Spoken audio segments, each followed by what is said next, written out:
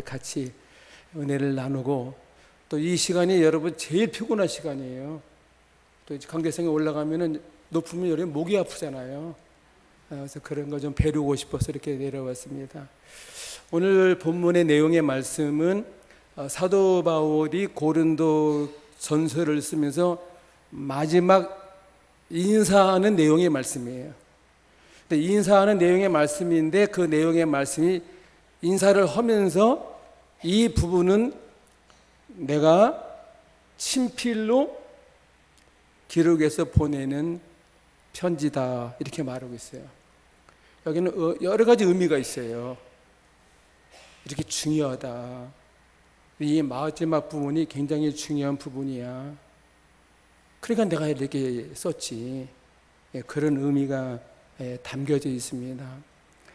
근데 어떻게 시작하냐? 여기 보게 되면은 깨어 믿음에 굳게 서서 남자답게 강건하라, 이렇게 말하고 있습니다. 남자답게 강건하라 하는 말씀을 하고 있습니다. 아니, 교회 안에 여자들도 많은데 무슨 남자답게 강건하라는 말은 무슨 말일까? 근데 여기서는 남자답게라는 것은 뭐 액티브하고 뭐 박력이 있고 막 또 성별을 말하는 게 아니에요. 남자답다고 하는 다른 표현은 어른스러운 거예요. 그러면 어른스럽다고 하는 반대 어는 뭐가 생각이 나죠? 아이들이죠. 아이들은 생각이 어떻게죠? 자기 중심적인 생각이 많아요.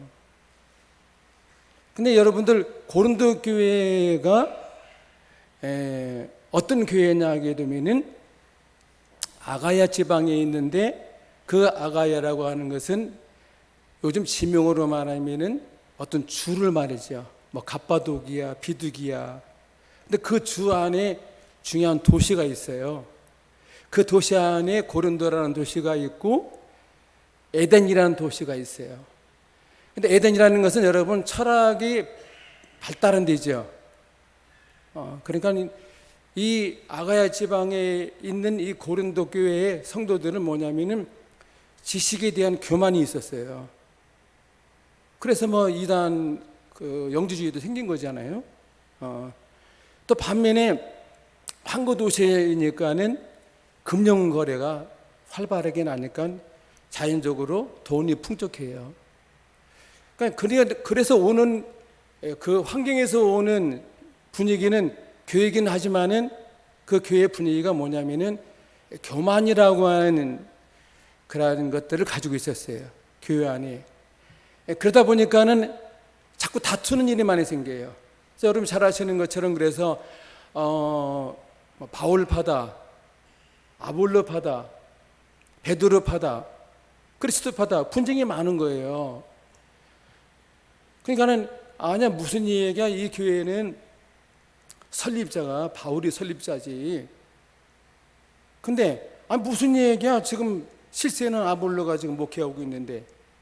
그러니까는 이것저것 하다 보니까는 항상 사람이 사는 사회에서는 교만이라는 게 있으면은 뭔가 치고 싶은 마음이 있잖아요. 야, 그래도 뭐 제자 중에 제일 좋은 제자가 베드로라고 들어야 베드로파가 또 생긴 거예요. 그러니까 그것을 또 압도하기 위해서는 어떻게 나와요? 야, 베드로파가 뭐 중요하냐, 그리스도파가 중요하지. 이렇게 막 나오니까는 은혜는 많은데 반면에 다툼이 많았어요. 다툼이 많으니까는 볼 때, 사도 바울이 볼 때는 어떻게 보이죠? 어른스럽게 안 보이는 거예요. 애들처럼 보이는 거예요. 아주 믿음에 섰으면 좀 남자다워라. 그래서 여기서 남자답다고 하는 말은 성숙한 사람을 말하는 거예요. 성숙한 사람. 그 성숙한 사람은 어떤 사람을 말하죠? 남을 배려하고 이해하고 높여주고 사랑하고, 그런 사람이 진짜 남자다운 사람이라 이거죠. 그럼 그런 남자 중에서 상남자가 누구예요? 예수님이죠. 이 말씀을 준비하다 보니까는 그래서 예본교회가 참 이름이 멋있다. 상남자 예수님을 본받아라는 교회니까. 안 그러세요? 야, 남자 중에 상남자는 누구예요? 예수님이잖아요. 그 예수님의 성품 속에는 뭐가 들어가 있죠?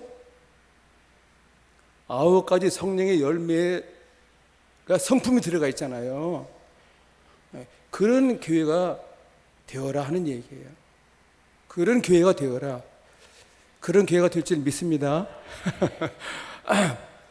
또 그러면서 뭐라고요?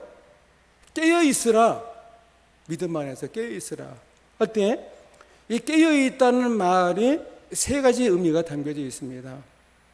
하나는 너 깨어 있어야 돼. 근데 종말론적인 깨어 있음이에요. 우리가 주님이 언제 오실지 모르지만 오시죠. 그러니까는 주님이 오실 거야. 그런데 어떻게 생각해요? 지금은 아니고 그냥 언젠가는 오시겠지 뭐. 아니 오시겠지. 그런 종말론적인 것이 아니라 지금 당장 올지도 모른다. 그렇게 깨어 있으라는 거예요. 마치 이제 신부가 신랑을 언제든지 맞이할 수 있는. 근데 문제 있는 신부는 어떻게 해요? 남편이 이때 들어오면 어떻게 하지? 그 문제가 있는 사람이죠. 그죠? 남자가 들어오면 얼른 맞아야 되는데 이때 오면 안 돼. 이때 오면 안 돼. 그러지 말라는 거예요. 종말론적인 깨어있음을 가지라는 거예요. 그 다음에 또 깨어있다는 의미는 어떤 의미가 있냐면은 동행의 의미가 있어요. 동행 의미. 제가 오늘 쉽게 말씀드릴게요. 여러분 창세기 보게 되면은 에녹이라는 사람이 죽음을 맛보지 아니하고 하늘나라로 갔다고 그랬죠. 근데 그렇게 가게 되기까지는 그 에녹이 하나님과 300년 동안 동행했다고 그러죠. 삶 속에서 깨어있는 생활이 깨어있는 거예요. 그러면 에녹이라는 사람이 뭐 처음부터 깨어있는 게 아니에요. 에녹은 365세까지 살았죠. 근데 주님 하나님하고 몇 년 동안 동행했습니까? 300년 동안 동행했죠. 그러니까 301생을 다 동행한 건 아니죠. 그 말은 이런 얘기예요. 에녹이라는 사람이 65세 돼가지고서 귀한 아들을 낳았어요. 아들을 낳았는데 하나님이 이 아들 이름을 무드셀라라고 치라. 근데 그 이름을 보니까 해석해 보니까는 이름이 무서워요. 하나님이 주신 아들이 이름인데, 근데 그건 이런 뜻이 있어요.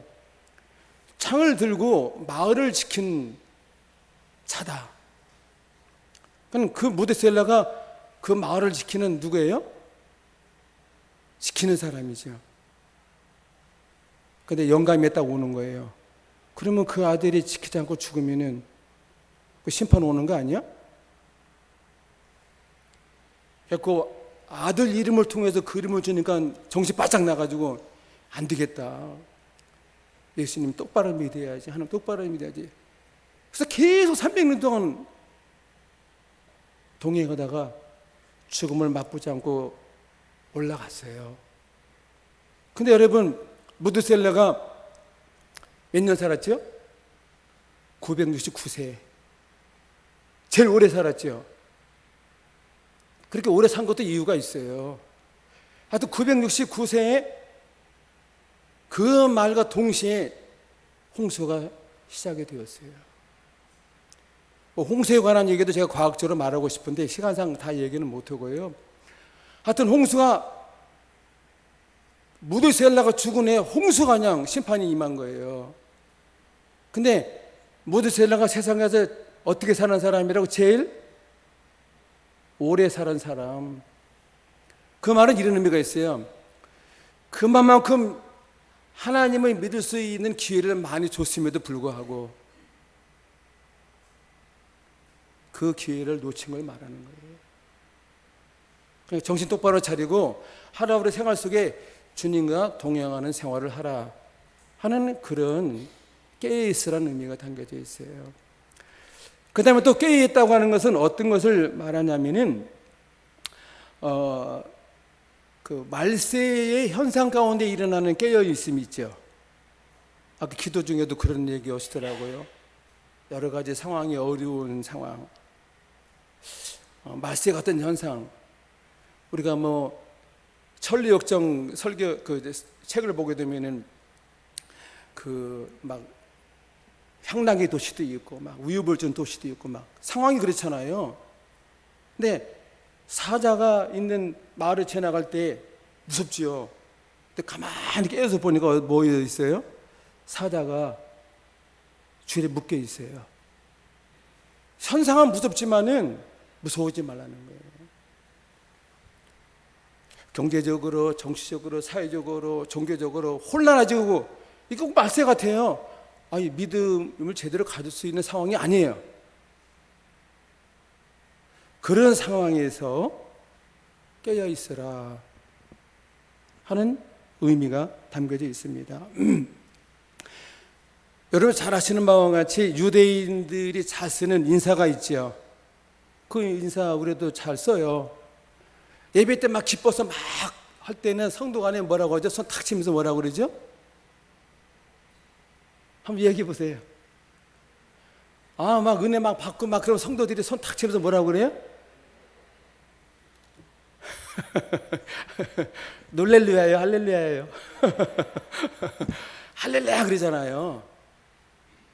영적인 기쁨이 충만할 때 성도 간의 인사가 뭐예요? 할렐루야 하잖아요. 그 다음에 우리가 생활 속에서 늘 만날 때 인사하는 게 뭐죠? 샬롬이죠. 그 샬롬은 어떤 거냐면 예수 믿고 오는 복이죠. 그래서 로마서에 보게 되면은 하나님의 나라는 먹고 마시는 데 있는 것이 아니라 어떻게 죠? 성령으로 인해서 의와 평강과 실학이라. 예수 믿고 났더니 의인이 됐어요, 죄인이. 그러니까 마음이 뭐가 와요? 평강이 오지요. 그 평강의 열매가 실학이잖아요. 기뻐하는 거예요, 막. 그것을 여러분 샬롬이라고 그래요. 근데 오늘 성경 보게 되니까는 어떤 인사를 하라고 하냐면 마라나타라고 인사하라 이렇게 말하고 있어요. 근데 이 마라나타라는 인사는 어떤 인사냐면은 상황으로 볼 때 안 좋은 상황 가운데 하는 인사예요. 여러분들 오후 시간이니까는 아무리 좋은 말씀도 졸린 게 당연해요. 제가 본교회 목사님 아니지만 이렇게 손 한번 깨워보세요. 이렇게 뒤집어 보세요. 쭉 펴보세요. 이렇게 한번 해보세요. 그래서 좀 푸세요, 이렇게. 여러분, 육신이 좀 리렉스가 돼야지 여러분들의 말씀도 막 새롭게 들리는 거예요.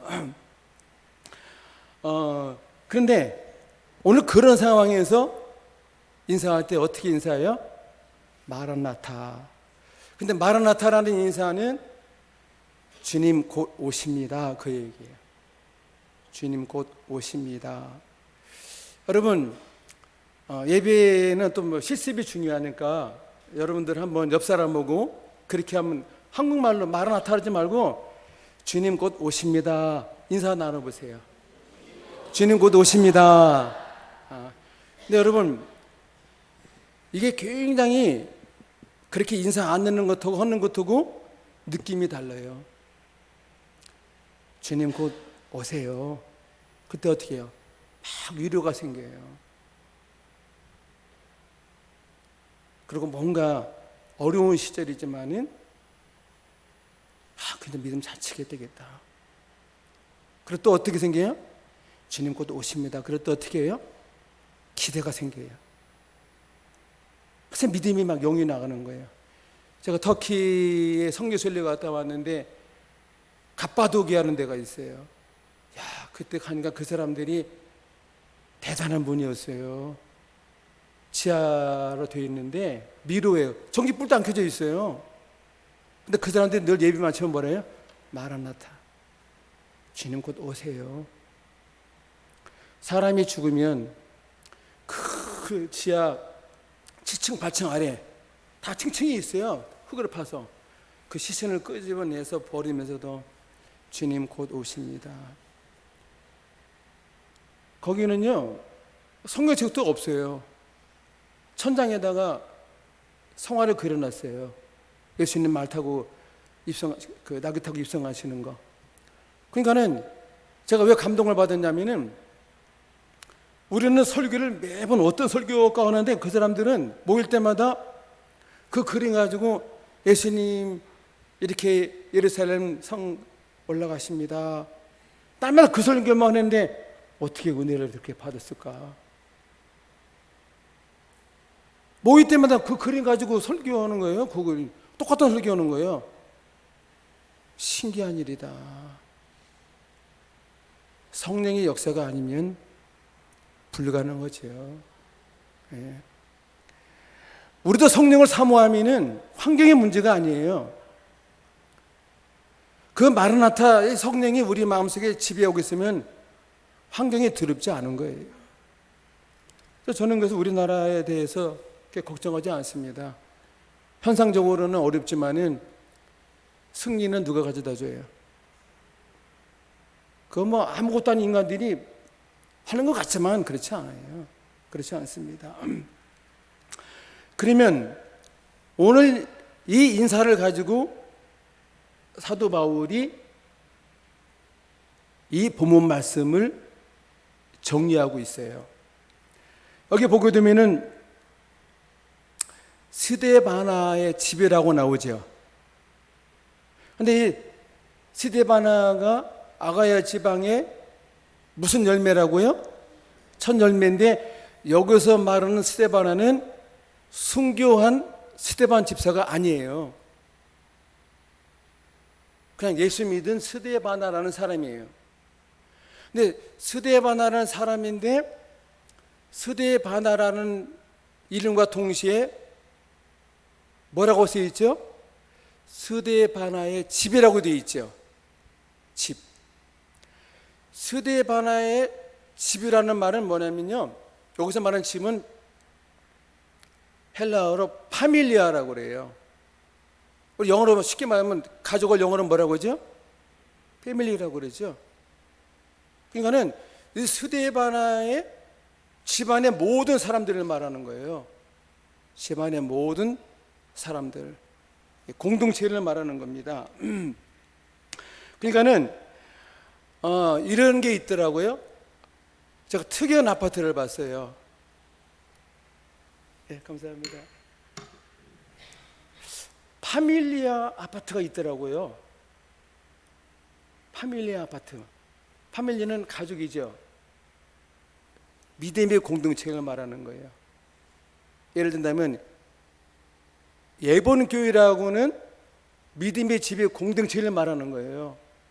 파밀리아. 근데 파밀리아 아파트가 있더라고요. 근데 파밀리아 아파트가 있을 뿐만 아니라 뭐 두산 위부라는 게 있죠. 위부 아파트. 그게 위해부라고 하는 걸 붙인 거 아니에요. 우리는 함께 산다 하는 거 아니에요. 예봉교회라는 믿음의 공동체는 믿음 안에서 함께 사는 가족이에요. 제가 오늘 내용을 모르지만은 오늘 작년에 투표했다고 이렇게 들었어요. 때마침 또 그때 와서 설교를 하게 됐는데, 되든 안 되든 무조건 뭐예요? 예수 믿는 집안의 한 가족의 공동체를 말하는 거예요. 근데 오늘 보게 되면은 이 집안에 부도나도와 아가이보라는 사람이 나와요. 이게 뭘까? 왜 사도 바울이 이런 이름을 등장시켰을까? 할 때 여러분, 여기 나오는 부도나도와 아가이보의 이름은 노예들의 이름이에요. 저런 이름, 쉽게 말하면 이건 마당새 아니야? 그런 이름이에요. 그러니까는 스데반의 집안에, 스데반에도 예수님 믿었지만 그 집안에 누구도 믿었다는 거예요? 마당새도 믿고 누구도 믿고 믿었는데 이들이 어디로 왔어요? 고린도교로 들어온 거예요. 그러니까는 교회라고 하는 것은 바로 이런 곳이다 하는 거예요. 세상에 계급장 다 떼어버리고 모이는 공동체. 그런 교회는 그래서 조직이 아니에요. 조직이라는 개념보다는 지체라는 개념이 중요한 거예요. 조직이라는 개념은 상하라고 하는 느낌을 주죠. 근데 여러분 좀 말씀이 귀하기 때문에 우리 예본교회 사랑하는 마음으로 또 목사님이 저한테 이렇게 주신 배려이기 때문에 막 심어주고 싶어요. 그러니까 유기체라고 하는 개념은 뭐냐면요, 내 팔이 하나가 다쳤어요. 그러면 이 팔을 다른 지체들이 어떻게 해요? 대신해 주는 거야. 막. 그게 믿음의 공동체예요. 여러분, 예본교회의 믿음의 공동체가 이런 믿음의 공동체가 되기를 바랍니다. 그게 단단한 교회예요. 목사님도 단단하지만, 예? 그게 단단한 교회예요. 사도 바울이 선교한 걸 보면 특징이 있어요. 어느 좋은 도시를 정해요. 거점을 정해요. 그리고 거기서 누구를 이용합니까? 사람들을 써요. 각 곳마다. 그러니까 선교라는 건 한마디로 뭐냐면 동역이에요, 동역. 혼자 하는 게 아니에요. 동역의 의미를 가지고 있습니다. 제가 우리나라의 아름다운 역사적인 이야기를 좀 시간이 가더라도 조금 설명해 드릴게요. 우리가 김제에 가게 되면은 김제에 혹시 여러분 가본 적 모르신 분도 있는지 모르겠지만은 금산교회라고 혹시 기억나세요? 금산교회. 한국 최초로 세워진 교회인데 한국의 선교사님들이 130년 전에 7인의 선교사들이 한국에 왔어요. 저는 그것만 해도 너무 감사한 거예요. 그 중에 테이트라고 하는 선교사가 그 금산에다가 교회를 세웠어요. 근데 그 금산에 그 금산에 제가 이름이 조독삼이라고 하는 김제에 최고 가는 부자가 있었어요. 이 사람이 선교사님을 통해서 성경을 보는데 성경이 참 신비한 책이에요. 읽으면 읽을수록 빨리 들어가요. 그래서 교회를 세워야 되겠다라고 같이 교회를 세워서 교회를 지켜나가는데 자기 집에 있는 머슴을 장로로 세워요. 여러분, 당에 올 때 머슴이 와서 껴가지고 당에 오면은 사람이기 때문에 무슨 말을 해도 좀 머슴 주제가 뭐냐 무슨 저런 발언을 해? 그럴 수 있잖아요. 근데 그 조독삼이라는 부자가 그분을 장로로 세워요. 그리고 똑똑하니까 평양에 신학교를 보내요. 신학교 나와서 졸업 딱 하니까는 그 똑똑한 분이니까 목사 안수 받았잖아요. 받았는데 저 같으면 그분 우리 교회 모시면 내가 그분 모시려면 머슴한테 목사님인데 내가 어떻게 모셔? 다른 교회 가라고 그래야지. 그런데 자기 교회 목사님으로 초청을 해요. 대단한 일이에요. 모습을 자기네 목사님으로 섬긴다는 거예요, 막. 근데 그것도 이 자익이라고 하는 목사님이 너무 유명하신 분이라 우리나라의 총회장을 3번이나 해요. 우리 한국에도 이렇게 아름다운 믿음의 공동체가 있어가지고서 전라도 지방은 다 거기서 복음 나간 거예요. 이게 믿음의 공동체의 힘이에요. 오늘 이제 마지막 결론 부분에 들어갑니다. 오늘 보게 되면 이 같은 사람들과 함께 일하며 이런 사람도 함께 일어나. 그리고 수고하는 사람에게 순종하라. 그렇게 주의 일에 수고하면 모섬이라도 그 사람 말 들어야 돼요. 또 이런 사람들을 뭐라고요? 성경 보세요. 알아주라 그러잖아요. 알아주라. 여러분, 교회에서 열심히 일하는 분들이 있잖아요. 사람인지라 객관성을 띤 인사는 항상 칭찬해 주세요. 객관성을 띤 합리적으로 이해가 되는 칭찬을 해 주세요. 근데 어떤 사람도 그러죠. 교만해질까 봐. 그럼 그거는 잘못된 거예요. 정말 당신 정말 열심히 잘했어. 그러면 그 교회에는 세포가 살아나요. 세포가 살아납니다. 그 집사님이 오셨다며, 그 권사님이 오셨다며, 그런 교회가 건강한 교회예요. 또 마지막에 가서 이렇게 말합니다. 너희의 부족함을 채웠습니다. 그 하찮은 사람들이 뭐 부족함을 채워요?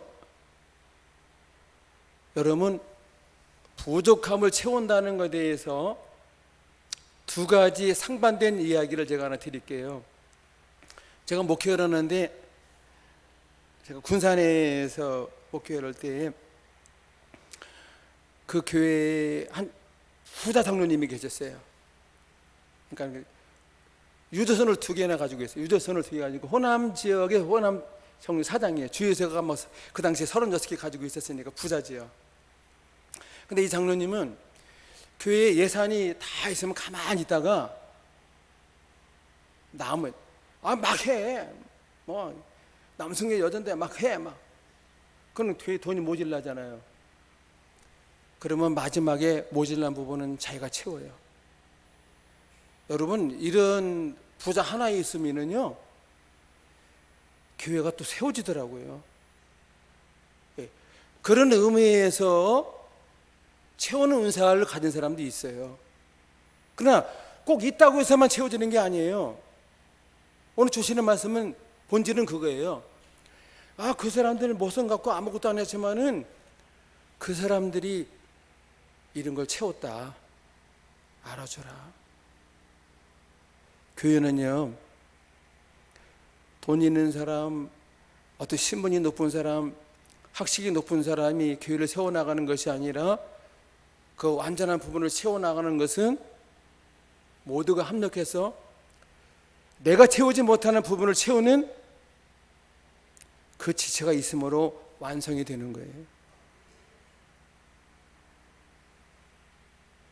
이제 중요한 결론을 하고 이제 종교를 좀 지려고 그래요. 여러분, 성경 보게 되면은 100마리의 양 중에서 한 마리의 길 잃은 양 때문에 99마리 양을 놓고 목자가 막 찾아가죠. 그러면 참 이상하다. 한 마리 양 놔두고 99마리 양은 뭐 관리 안 하는 거야? 숫자의 개념으로 볼 때.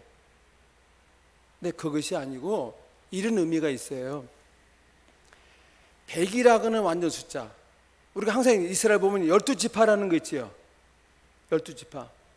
그래서 사사기에 보게 되면 12지파에 베냐민 지파가 막 모질랄 때는 하나님 안 기뻐하지 않잖아요.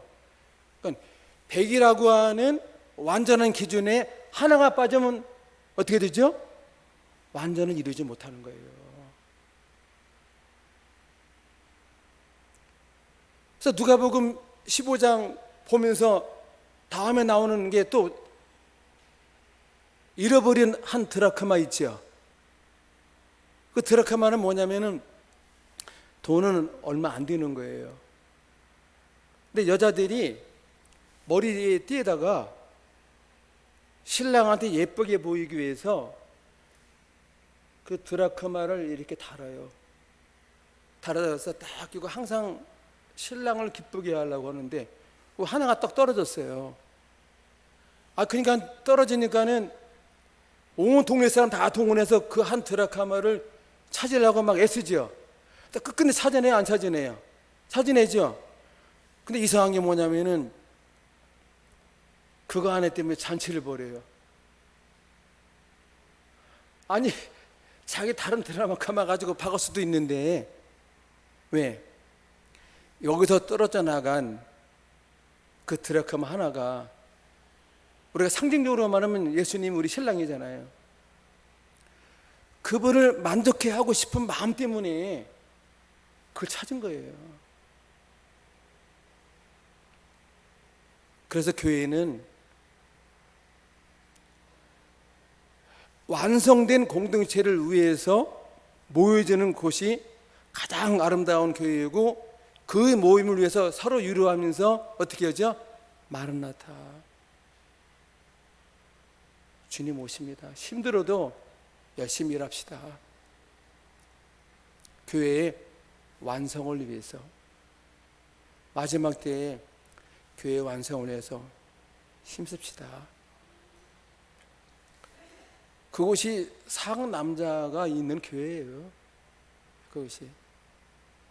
오늘 이 말씀을 여러분의 마음판에 잘 새겨두면서 어려운 이 시대에 여러분의 신앙의 공동체가 이 지역이나 또 한국 교회의 한 부분을 완성시켜 나가는 아름다운 그런 예본 교회가 되시기를 주님의 이름으로 축복합니다. 기도하시겠습니다. 아버지 하나님, 감사합니다. 성경의 근거에서 말씀을 전했습니다. 이 말씀이 우리 마음판에 깊이 새겨지게 해 주시옵시고 우리 신앙의 근거가 되게 해 주시오며